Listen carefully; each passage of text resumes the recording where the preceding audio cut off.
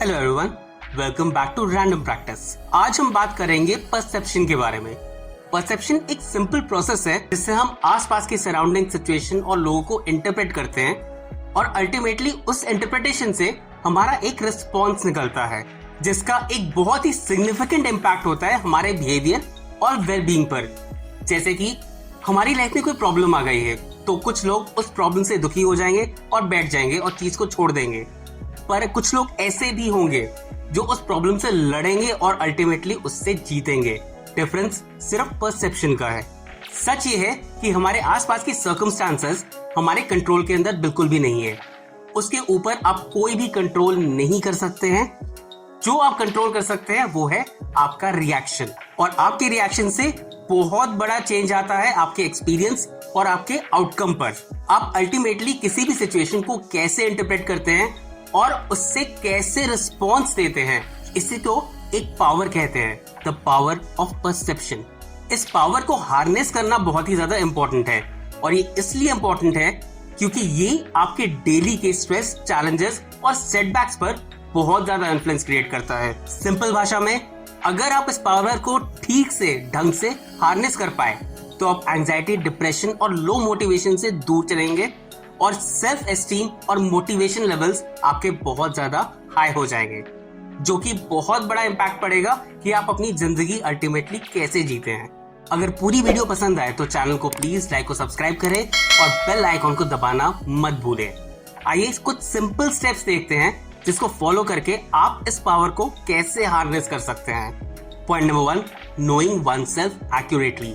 एक बहुत ही powerful method है परसेप्चुअल डिसऑर्डर्स से लड़ने का, जो कि ये है कि आप दूसरों को परसीव करने से पहले अपने आप को अच्छी तरह से समझें।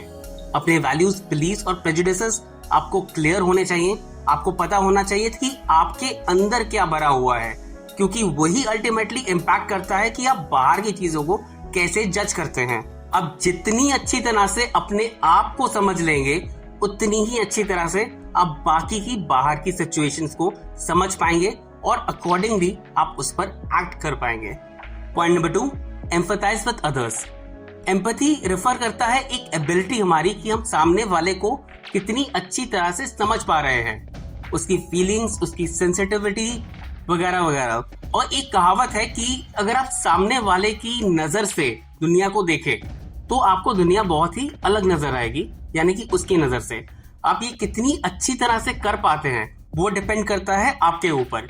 इस चीज को आप धीरे धीरे डेवलप भी कर सकते हैं। इससे बहुत बड़ा इम्पैक्ट पड़ता है आपको परसीव करने में सामने वाले लोगों को, और इससे आपके रिलेशनशिप पर भी एक बहुत ही बड़ा डिफरेंस क्रिएट होगा और एक पॉजिटिव इम्पैक्ट आएगा। आप सामने वाले को ज्यादा अच्छी तरह से समझ पाएंगे और एक ज्यादा अच्छा रिलेशनशिप बिल्डअप कर पाएंगे। Point number 3, have a positive attitude. हमारा जो एटीट्यूड है वो एक बहुत बड़ा इम्पैक्ट क्रिएट करता है कि हम सामने वाले को या सामने की सिचुएशन को कैसे परसीव करते हैं। अगर हमारा नेगेटिव एटीट्यूड होगा, ये नेचुरल है कि हम उस चीज को नेगेटिवली ही लेंगे, वेराज अगर हम पॉजिटिव एटीट्यूड लेते हैं तो हम नेगेटिव एटीट्यूड के डिसऑर्डर को फान कर और आगे बढ़कर ठीक से और क्लियरली सिचुएशन को देख सकते हैं और एक पॉजिटिव आउटलुक से बेटर रिजल्ट्स और बेटर परसीव कर पाएंगे। Number 4, postpone impression formation. आपने एक कहावत सुनी होगी कि first impression is the last impression, और ये काफी हद तक ट्रू होता है, पर आपको उससे लास्ट इंप्रेशन नहीं लेना है और पोस्टपोन करना है इस चीज को। आप 1 या 2 मीटिंग्स में किसी को जज नहीं कर सकते। हो सकता है कोई आदमी आपको पहले अच्छा ना लगे पर बाद में आपको बहुत ही अच्छा लगे, और वाइस वर्सा। इसलिए ये इंपॉर्टेंट है कि किसी को भी हम बहुत जल्दी जज ना करें और बहुत जल्दी एक इंप्रेशन फॉर्म ना करें, जिससे हमारे परसेप्शन के बायसेस नहीं आएंगे।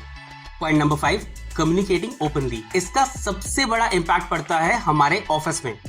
हमें ये मेक श्योर करना है कि हम जो भी कम्युनिकेट करें उसे सही तरीके से करें, सही चैनल से करें, ताकि सामने वाले को अच्छी तरह से समझ में आए कि हम क्या कहना चाहते हैं।